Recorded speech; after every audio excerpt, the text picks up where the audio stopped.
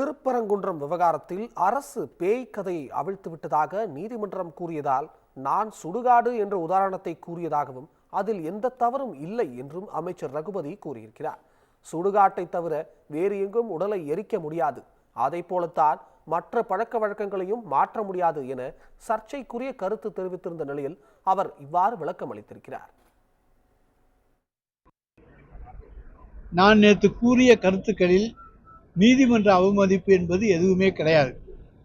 இது சட்டத்துக்கு உட்பட்டு தான் நான் பேசியிருக்கேனே தவிர நீதிமன்றத்தை அவமதித்து பேசவில்லை. ஆனால் ஏற்கனவே முந்திய தீர்ப்புகள் இருக்கின்றனவே, அந்த முந்திய தீர்ப்புகளுடைய அடிப்படையிலே அதை சுட்டிக்காட்டி பேசுகிற உரிமை வழக்கறிஞராகிய எனக்கும் உண்டு. எனவே அந்த முந்திய தீர்ப்புகளை அடிப்படையில் தான் சுட்டிக்காட்டி நான் பேசியிருக்கிறேன். அந்த திருப்பரங்குன்றத்தினுடைய கல்தூணிலே தீபம் ஏற்றியதற்கான ஆதாரம் உண்டா என்று நாங்கள் கேட்கிறோம்.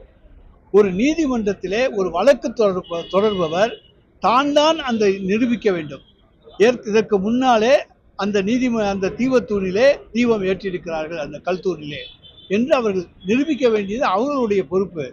அதை விட்டுவிட்டு அரசின் மீது நீங்கள் நிரூபிக்க வேண்டும், ஏற்றப்படவில்லை என்று நிரூபிக்க வேண்டும் என்று சொல்லுவது ஏற்றுக்கொள்ளத்தக்கதல்ல என்பது எங்களுடைய உச்ச நீதிமன்றத்திலே நாங்கள் வைக்கப் போகிற வாதத்தைத்தான் நான் சொல்லுகிறேனே தவிர நீதிமன்றத்தை நான் அவமதித்து எதுவுமே சொல்லவில்லை. நீதிமன்றத்தை அவமதிக்க வேண்டும் என்கின்ற கருத்துக்கள் திராவிட முன்னேற்ற கழகத்துக்கு கிடையாது. எவ்வளவு பாதிப்பு வந்தாலும் நாங்கள் நீதிமன்றத்தை அவமதிக்க மாட்டோம். அடுத்தாக இப்போது பேய் கதை சொல்லியிருக்காங்க. பேய் இருக்கா? பேய் இருக்காங்க? நாட்டுல பேய் இருக்கா? சுடுகாடுக்கு வந்து பேய் இருக்குன்னு சொல்லியிருக்காங்க. நான் அதுக்கு சுடுகாடு சொல்லியிருக்கேன், என்ன தப்பு? நீதிபதிகள் பேய்க்கதை, அரசு பேய்க்கதை சொல்லுகிறது என்று சொல்லுகின்ற பொழுது ஒரு அமைச்சர் சுடுகாட்டிலே தான் பிணம் எதிர்க்கப்பட வேண்டும், நடுரோட்டிலே எதிர்க்கப்படக்கூடாது என்று சொல்வதிலே என்ன தவறு இருக்கிறது?